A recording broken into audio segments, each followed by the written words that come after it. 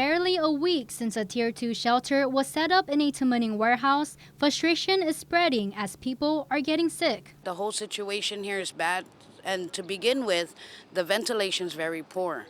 And there's not enough ventilation. Any airborne illness could easily spread, like what we were just told last night during an emergency meeting with the Red Cross and the charge nurse. Dededo resident Lori Kichicho is one of nearly 400 people packed into the Tamuning shelter where an outbreak of Influenza B has occurred.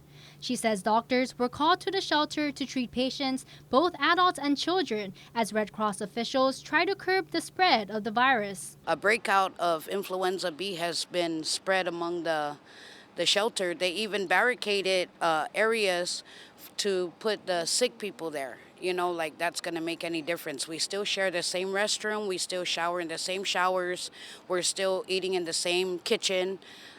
They're still walking around us, coughing, sneezing. No masks are being distributed whatsoever. But the lack of urgency leaving her frustrated and fearful for her family, who's also staying with her at the shelter. It's not to be taken lightly, especially I have a disabled husband, 2 asthmatic children. Their immune system's horrible, and it's just really bad. Her concerns layered as she had to fight tooth and nail just to get into the shelter, with officials first turning her family away as shelters were at capacity. I mean, I appreciate the Red Cross. I appreciate the help of the FEMA.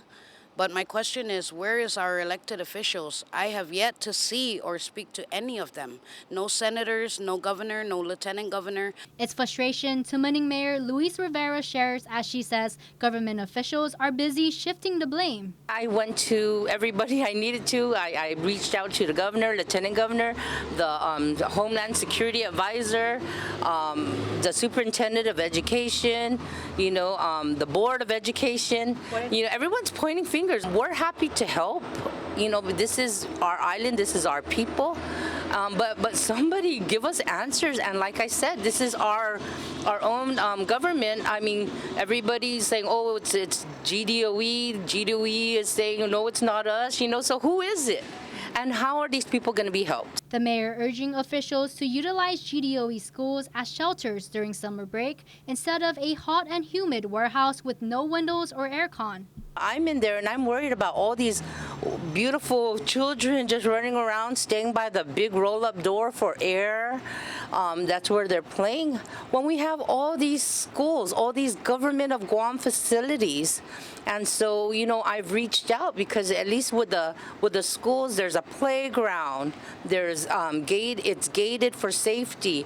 More cars can fit in there. And the fully gated schools may provide another sense of security for shelterees. Last night, there was incidences where people from outside were coming in causing trouble with the shelterees. We are now ordered to wear wristbands. So if you don't have a wristband like this, you're not allowed to come inside. They lock the gates. Like many still waiting for room at the Tier 2 shelters, it's the security and space she needs after losing her home to the storm.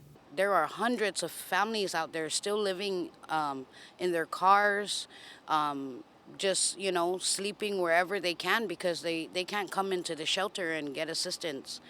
But, it's just really sad. It's really sad. The recovery efforts are so slow.